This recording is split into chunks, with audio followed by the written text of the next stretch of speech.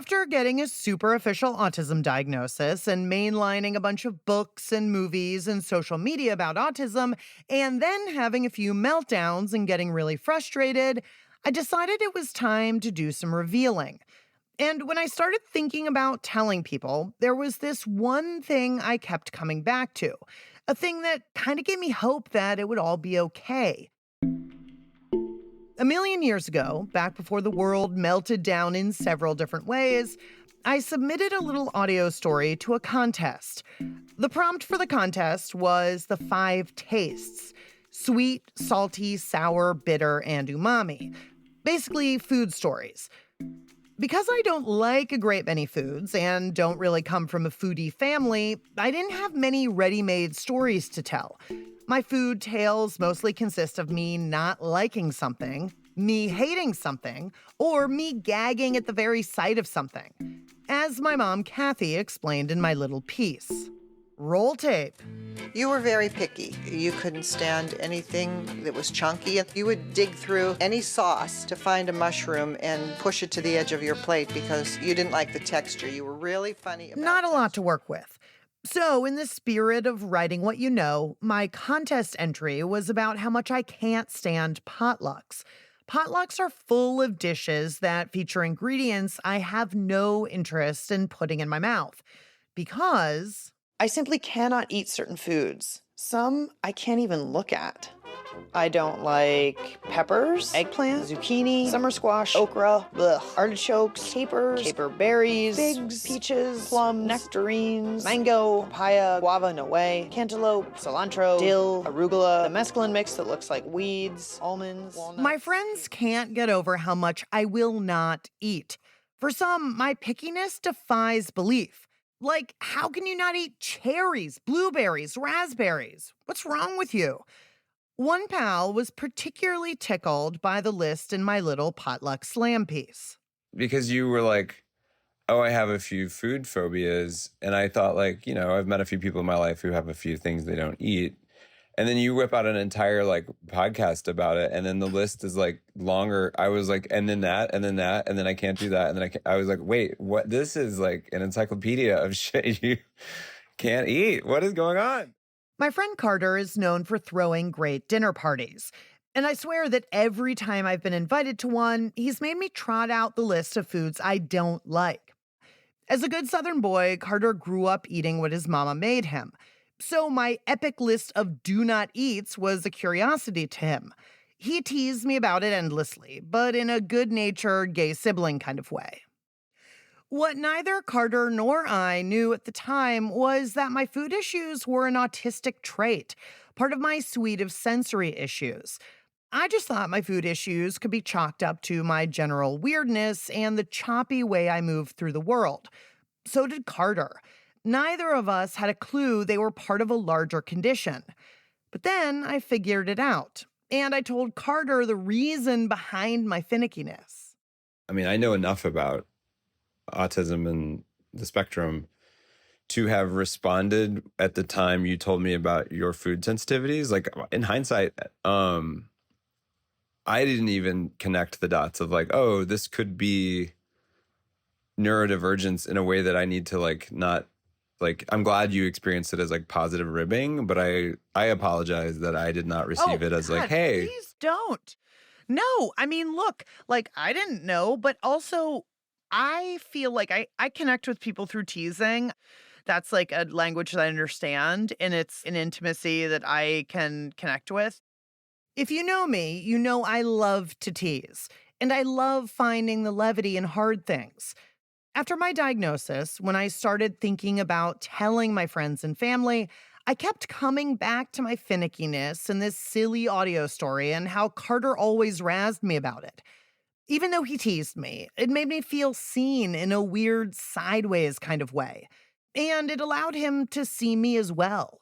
I love vulnerability. I love it when people are willing to say what's really going on, and you sharing here's this quirky, strange thing about me was another thing on a long list of vulnerabilities that I felt like you, compared to others, were willing to share, which deepened the closeness I felt with you. Carter's reaction to something I felt pretty self-conscious about growing up gave me hope that revealing my truth would go roughly the same way. I would tell the rest of my friends about my diagnosis, and, like Carter, we would laugh about how particular and fastidious and strange I am. We would joke about how spectrumy I was being if I was unintentionally rude or extremely late to dinner. And naturally, my neurodivergence would just be accepted and maybe even embraced, and everything would be chill. Now, I'm going to give you one guess as to whether things turned out like that. Go ahead. I'll wait. You're listening to the loudest girl in the world, who is not the chatty nurse drawing your blood in the phlebotomy lab. It's me, Lauren Ober. The Loudest Girl in the World is a show about finding yourself broken in a pretty dark place and emerging from that place a mostly glued back together person. One thing I didn't anticipate when I was trundling down the diagnosis path was the fact that if I was indeed autistic, I would have to tell people. I would have to come out a second time. When I first came out, way back before being gay was cool, it didn't exactly go smoothly. I'm not going to recount how clumsily I handled the whole process back then. That's boring. But I will tell you that when I told one family member I was gay, I followed it up with something like, "Oh, but don't worry, I'm not going to be an activist," or like waving the rainbow flag or cutting my hair short. LOL, she says, as a person who has sported a great many short undercuts. It took me years to be comfortable in my own skin as a non-heterosexual person, but that was in my 20s. Now I was in my 40s and facing down the prospect of having to do it all over again. But about autism. The difference, though, is that everyone knows what it means when you say you're gay. People might not like that you're gay, but there's no question about what you're conveying. Autism is tougher to put your finger on. I mentioned in the previous episode, the definition of autism is kind of squirrely.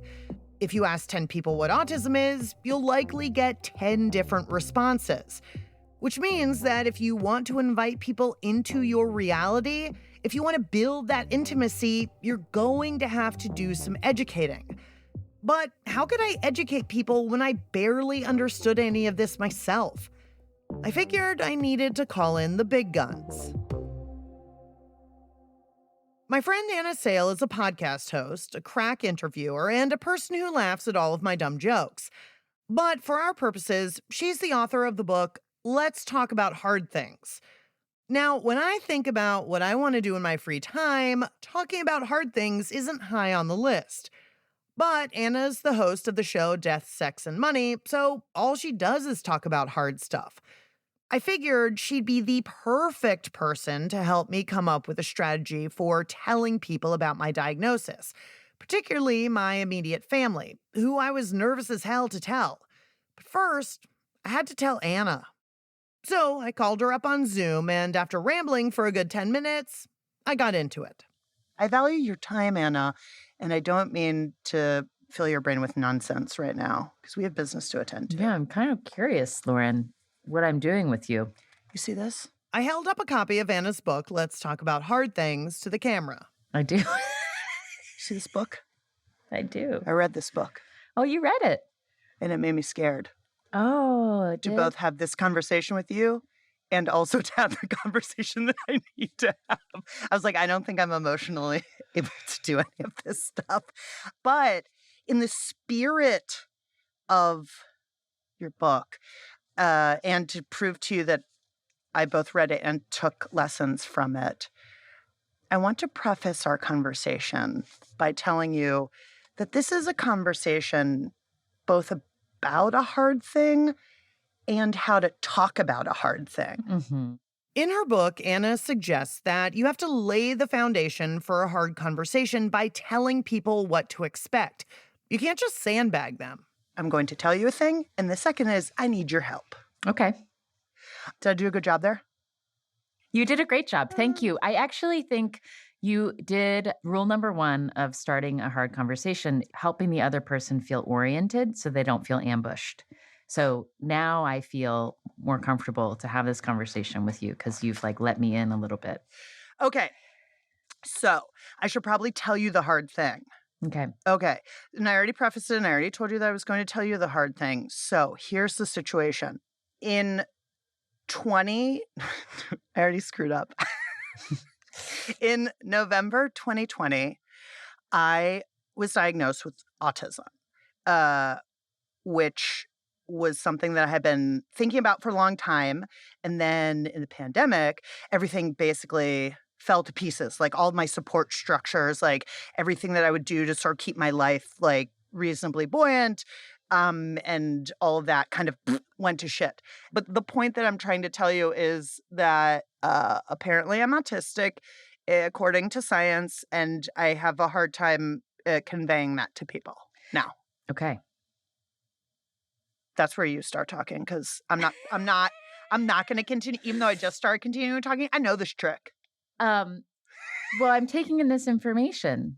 I mean, and it's interesting because you just told me the hard thing.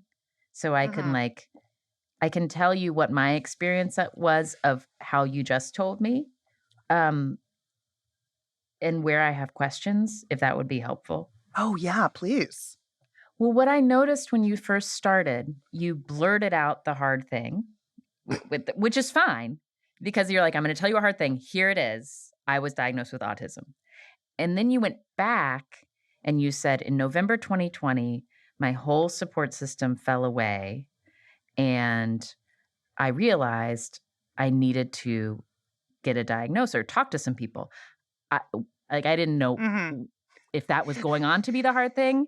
Do you know what I mean? So narratively, what you're telling me is that I have a narrative issue. Well, I'm telling you. I have I have a narrative sequencing issue. Well, okay, so right off the bat, I'm crushing it. Well done, me. I kept going, telling Anna about my inability to background certain sensory experiences and how much effort it takes to appear like a regular old person. as someone who cares about you, and I'm not your family, but I delight in you and have long considered you a friend, it's interesting that what you're describing is both these things I know about you from knowing you well, like that you are a boundary crosser in conversation. I love that shit. That's why we became friends, I think. Right. But what's new to me, like what you're expressing about the amount of energy and stress that you feel from something that catches your attention that you wish you could background and can't, or the amount of energy you have to put into seeming comfortable when you're not, that makes me think, oh, this is like a new way that I'm understanding Lauren, which is that like maybe she was having a harder time than I knew when we were together. And I think the thing that I think about with disclosing anything hard to people who love you, there's this thing that happens where you're saying, I have this name for something that is part of me that we haven't previously had. And it might be a name that you don't totally understand what it means, but also I'm going to tell you, some things, some ways I was experiencing things that maybe you weren't aware, that I was having a hard time or suffering and you didn't know. But Anna said having a name for something can compound the challenge of telling people. Like the big hard news is I have this name for something about myself that we didn't previously have. And it's a name that brings up a lot of associations that like will raise questions for you. And then the conversation is like going to get confused because there's like these two paths. There's this like, let me explain what being autistic means. Let me explain what it means to be an autistic woman.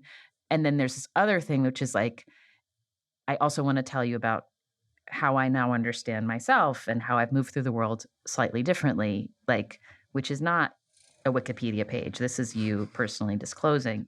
Right. I do feel as a reporter or as a person who is a conduit for information, I feel like it's very easy to fall back into that and be like in reporter mode, like this is what it is, like the who, what, when, where, why kind of situation, and then sort of skip over the part where it's like, yeah, I've actually been having a hard time for like 43 years.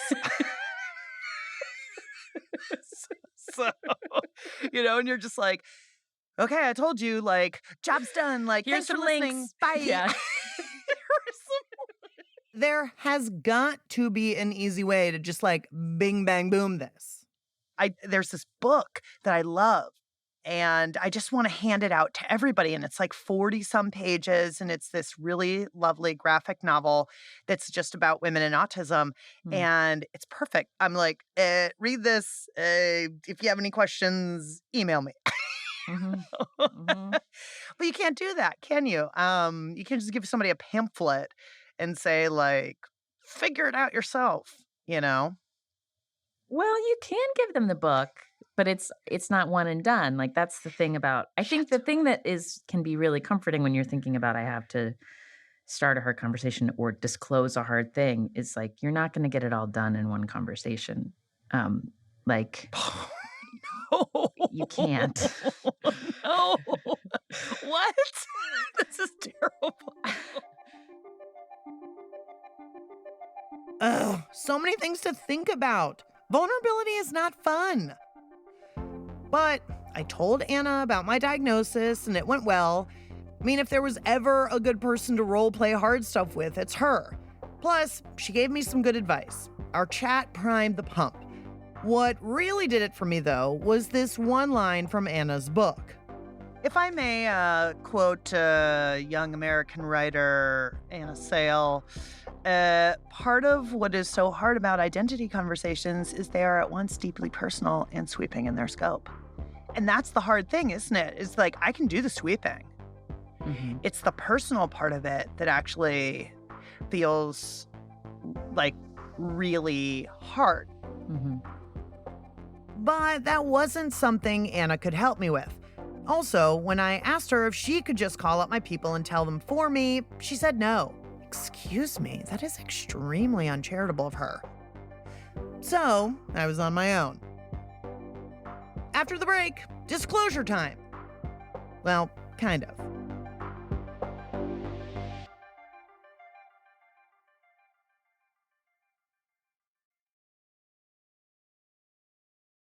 It was time to start letting folks into my reality. The stakes seemed too high to tell my family just yet, so I figured I'd start with the low-hanging fruit. Friends who had known me for a long time or were equally weird. That seemed safe enough, and like, if I screwed up, who cares? So, not long after my diagnosis, I called up my friend Molly and asked her if we could go for a walk in her neighborhood. I don't know if I told you this, but I was getting an autism evaluation, or I have been. Okay. Did I tell you that? No. You're like, no. I think I'd remember that. Right, okay. Pretty sure I'm killing it. So I've been talking about it with my therapist for a long time. And then, but I could never like pull the trigger. Yeah. And so But what's the point? Because when I asked my therapist if like, hey, I might be autistic, he's like, yeah, you might be. You might be somewhere on the spectrum. Like that would make sense. Molly and I have always said we share a brain. So if I was diagnosed, Molly wondered what that meant for her, which I think the answer is nothing much. What is finding out? What does that do for you? That's a really good question. Here's how I would describe it. Let's say that you have a series of symptoms, physical symptoms. Yeah. You get headaches all the time, you're tired, Yeah. your back hurts. Yeah. You're trying to figure out if all this collection of things is related. Right. And if so, what's the name for it? Actually, I might be doing an okay job here. I guess though, I think of it as like, okay, like dyslexia, right? Like you have all these problems in class or something, and then finally, it's like, oh well, I have dyslexia. But then there are treatments and there's ways to deal with that and work around it. Is the same, and I don't know, is the same thing true of somewhere on the spectrum autism? I think that it's like a framework for understanding kind of like your whole fucking life and all of your challenges. And just like, it seems to me that a collection of challenges that involve social issues, sensory issues, relational issues, Yeah. especially when you're a woman, is very isolating. Yeah. And so is there a way to feel less isolated? Am I so good at this? I think I might be. So anyway, yeah, so I'm autistic apparently. Okay, well, it doesn't change the way I view you. Oh, thanks. I kind of knew you were a bit of a crackpot. Oh. Because it's like looking in the mirror. So Molly was kind and lovely and had lots of good questions. But it felt good to unburden myself and have the feeling like, yeah, I got this. I'd rate my performance an 8 out of 10. Give myself a little headroom to improve. Next up, I Zoomed with my pals Laura and Megan. But I forgot to press record, so I didn't capture the actual moment of revelation. Megan kindly offered a redo. If you want to start it over, we can go at every single stage. I don't think that's quite necessary. Yeah, the oohs and ahs, though they were quite good. They were good. Then we just started talking about cucumbers, as you do after any intense conversation. This particular cucumber is not as good as the other ones. Is there anything on it? Is it a little hummus? Himalayan sea salt. Oh, look at you, classy bitch. But we weren't just goofing. We got into it. I told them all about masking and how hard it is to constantly camouflage your anxiety or weirdness or stimming or whatever.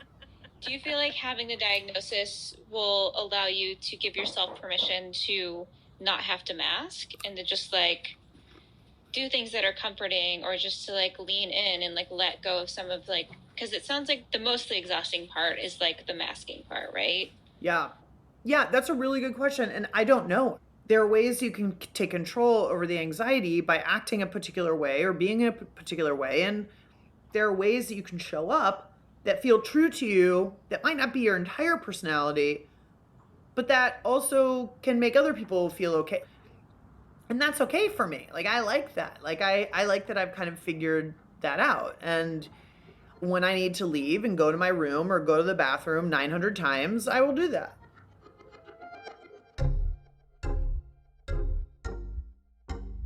Oh man, I am cruising at this point.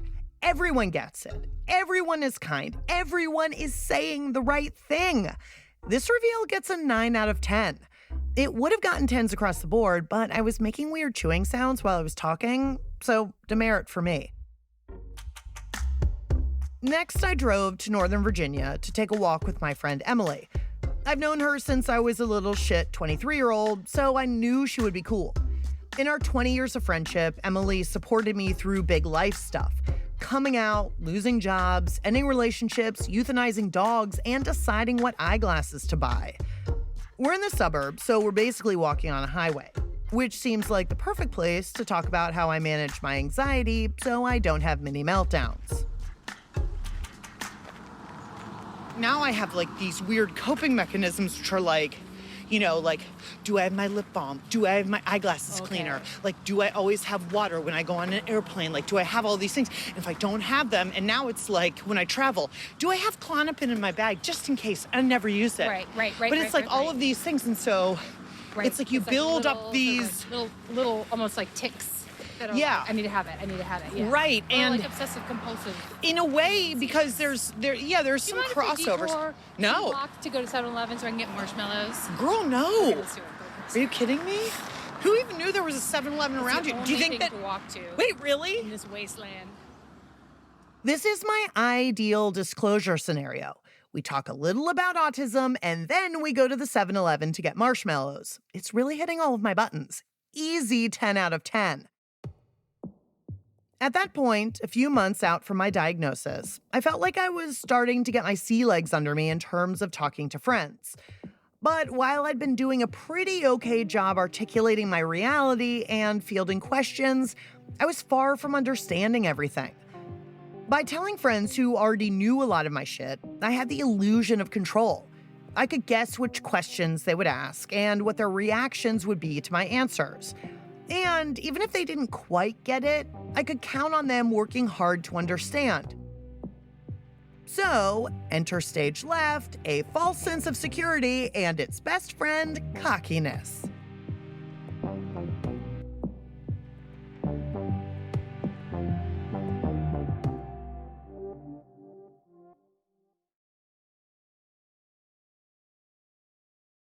I was starting to feel pleased with myself and wanted to tell more folks beyond the inner sanctum. I started to feel like I was keeping a secret and I just wanted to live my truth. And my truth is that I'm an autistic woman who loves to watch fail videos and YouTube makeup tutorials. While I was committed to broadening the circle of people I told, I was anxious I wouldn't get the response I wanted. Even before I got tested, I told a few people that I was thinking about it, and they basically laughed in my face. Like, girl, there's no way you're autistic. So I didn't want a repeat of being vulnerable and then having that plop back in my lap. When it was safe to do indoor hangs because we were all vaxxed to the max, some friends had a Shabbat dinner.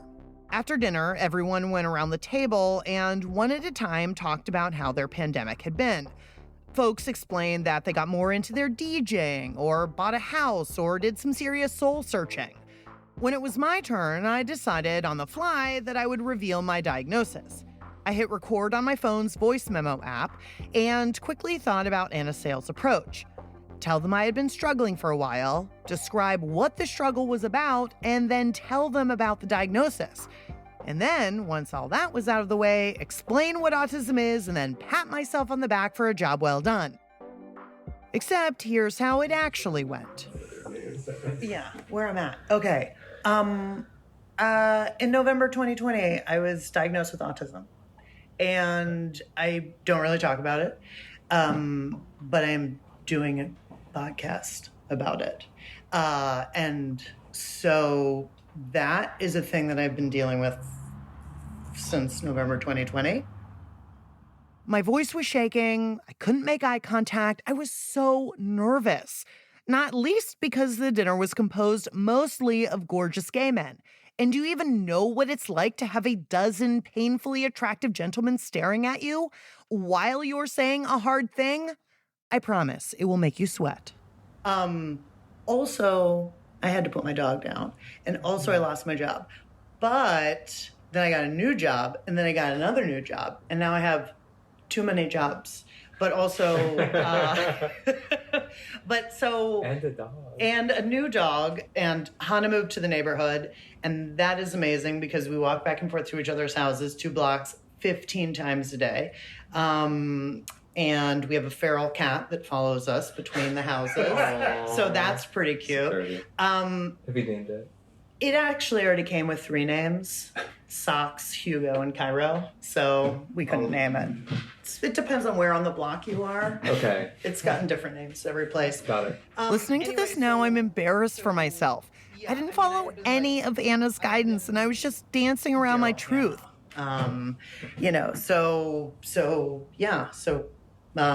Keep your ears open. Oh my God, truly the most mortifying. I basically ended my declaration with a plug for my podcast. Like, do I even know how to be vulnerable without being maximally awkward? Now, you can imagine, I'm sweating my tees off, desperately trying to reel this lead balloon back in. I mean, it's like regret. I couldn't meet any of their eyes. I was like a comedian who totally bombed. Finally, after what felt like the longest silence in the world, one of the boys made a joke about vulnerability that broke the tension. Not vulnerable enough. I think you should have gone more vulnerable. Again. Then another asked what my podcast was called. Then I wrapped it all up with a comment about wiretapping laws. Anyway. Oh, I recorded this. Is that okay? What? That's true. I didn't need to tell you, but I did. So anyway, thank you. I'm not like, I don't talk about barf. It a lot. So bad, so awkward, so sweaty. But for real, I was super embarrassed. I wish that it had gone better, and I wish that I'd been able to invite more discussion, or even a question or two about autism. When I got home, I recorded a little audio diary of how I was feeling.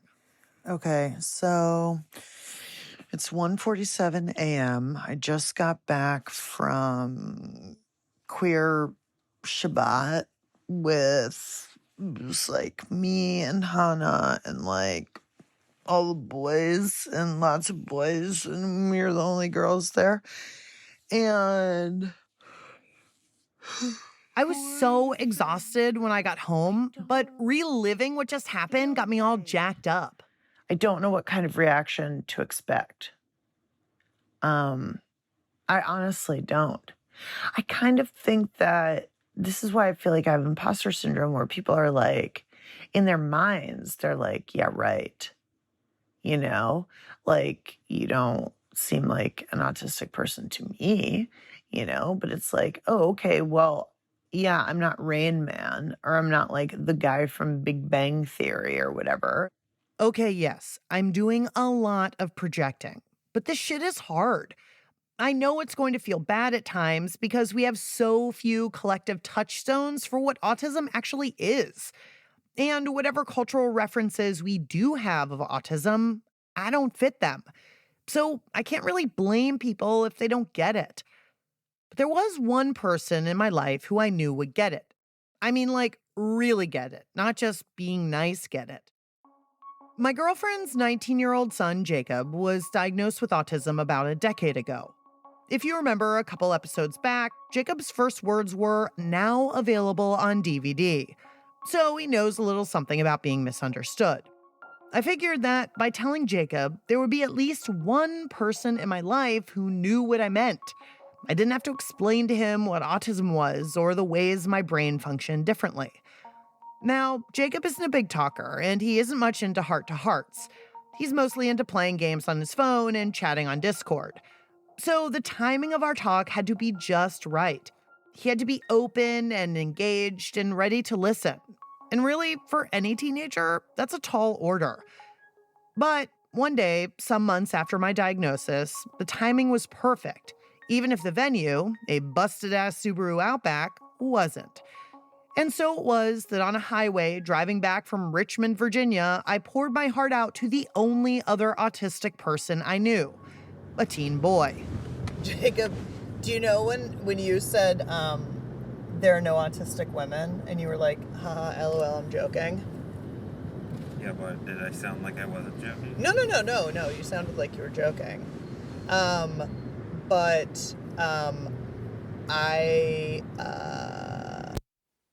Then my recorder cut out right when I told him I was autistic. Super profesh. So allow me to do a little reenactment for you. Lauren says, nervous and a bit tongue-tied, I'm autistic. Jacob answers, yeah, I figured. Lauren, taken aback by Jacob's bluntness, responds, wait, why did you figure I was autistic? Jacob explained that an autism diagnosis made sense for me because I am very loud. Now, I couldn't argue with that, but I was still surprised. Hannah pulled up the rear with some questions after I loaded up the recorder with fresh batteries. Why is loudness next? Why just It's not necessarily loudness so much as some sort of being tone deaf to the situation. Which is one of the things I have felt the most when I was since I got my diagnosis. Like what? What do you mean by that? Or elaborate a little bit. You know how I had the problem of playing rhythm in public spaces, like in spaces where I wasn't supposed to for a while, and then slowed down with that? Things like that. So my loudness in public spaces is like not like reading the room. Yeah. To a degree. Yeah. Okay. I mean, that's not, obviously I'm not like a clinician. I can't like use that as a for sure thing, but. Right. No, I think that's accurate. So I think one reason why, like, trying to get a diagnosis was hard, or where I was reluctant to do it, is because I kind of float a test balloon to people, you know, like, oh, I'm thinking about this. And they're like, you autistic? What? No, because one, people don't know what it is. And two, they have this notion of like people who are like extremely socially awkward who don't communicate well.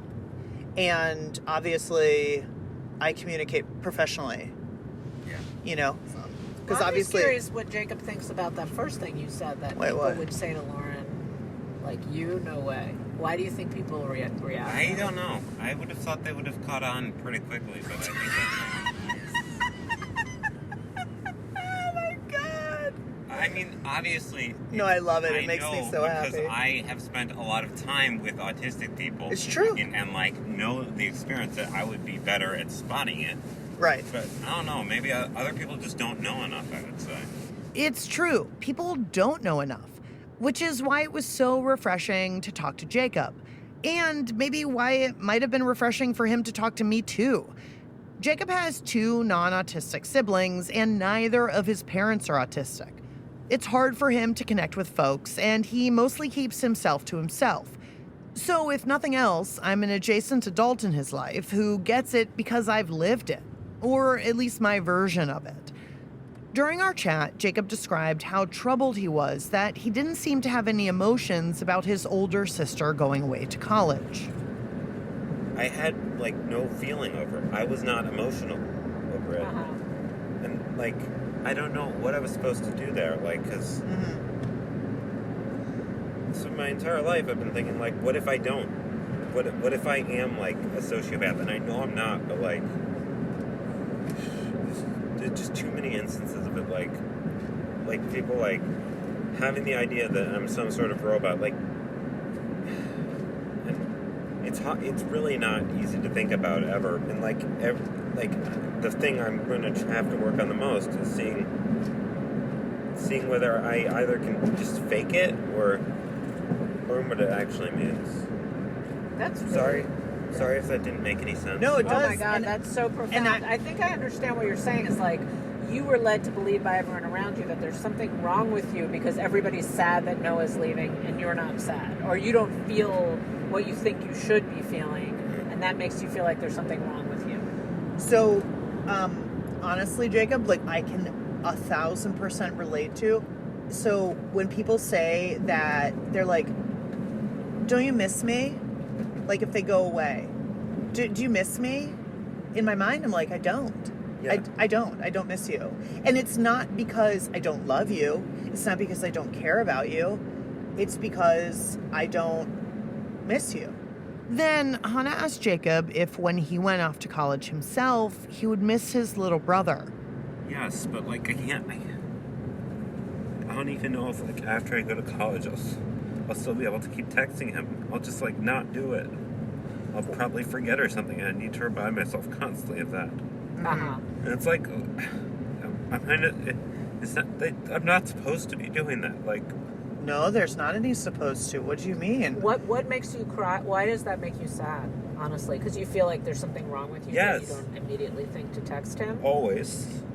Yes. You think your feeling is like, what's wrong with me that I, like, does this mean I'm a bad person or I don't like my brother? That's always been it. Yeah. So, first of all, Jacob, like, I feel very emotional listening to you right now because, like, the idea that, like, you feel like there's something wrong with you or that you're bad is, like, that actually breaks my heart because, one, I've experienced that myself, and that was, like, I'm 42 years old, and, like, that was the message that I got, and it takes a really long time to unwind that, and so, like, I don't want you to think that, like, you're bad or wrong because of small things like that, because one thing I know for certain is that your brother knows that you love him, and your parents know that you love them, and your sister knows that you love her in the ways that you show it. And just because you don't show it in a typical way, or you don't do things in a typical way, does not mean for 1 second that you're bad or wrong. And I want you to know that about yourself. And whatever messaging you've gotten that your way of doing things is the bad way is incorrect.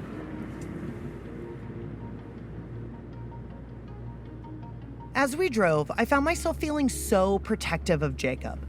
How dare anyone suggest that his way of moving through the world was wrong? Here's a smart, caring young person who bakes killer bread and cracks the best jokes. So what if he finds eye contact challenging or is constantly misplacing or breaking his glasses? Who cares if he's terminally literal or annoys the living hell out of us with his video games? Here is a good kid with a moral heart who's been getting the message for years that there's something wrong with him. We need to do better. Thank you, guys. No, thank you. Thank you for... Do you guys have tissue anymore? Do you want to use the face mask? That was gross. I actually do have a handkerchief. Let me get it. Oops. Here you go, sweetie.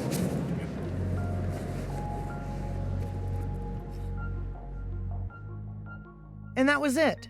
The curtain fell. We all wiped our eyes and noses and moved on. Jacob played games on his phone, and Hannah and I sat in silence. And in that brief moment, everyone had what they needed.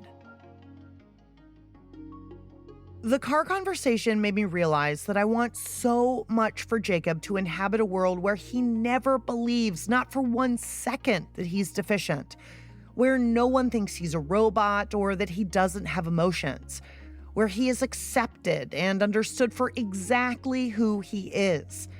The world I want for Jacob is also a world where even if he, say, occasionally wears his pants inside out, or forgets to trim his neck hair, or skips down the street for no reason, he is still embraced. Not in spite of his quirks, but because of them. A world that is good for Jacob is also a world that's good for me. And it's good for so many others who veer from the norm. In my fantasy land, Jacob gets to be whoever he needs to be, and so do I, and so do you. So, in the next episode, I build that world for myself. A cilantro-free land where I never feel awkward, I always feel loved, and I can be as loud as I want.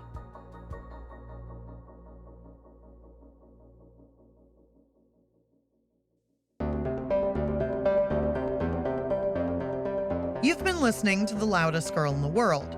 It's hosted, written, and executive produced by me, Lauren Ober. Our senior producer is Ryder Alsop. Our associate producer is David Jha. Sophie Crane is our showrunner and senior editor. Jake Gorski is our mix engineer. Music composed by my autistic Kiwi pal, the inimitable Lady Hawk. Our artwork was created by the autistic illustrator Loretta Ipsum. The show was fact-checked by Andrea Lopez Cruzado, and our autism consultant is Sarah Capet. Our executive producers are Mia Lobel and Lital Molad.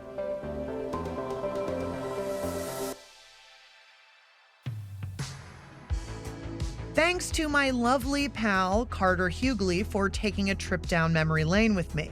Also, thanks to Molly Harris, Megan Reed, Laura Starcheski, and Emily Vesselin for being such good listeners.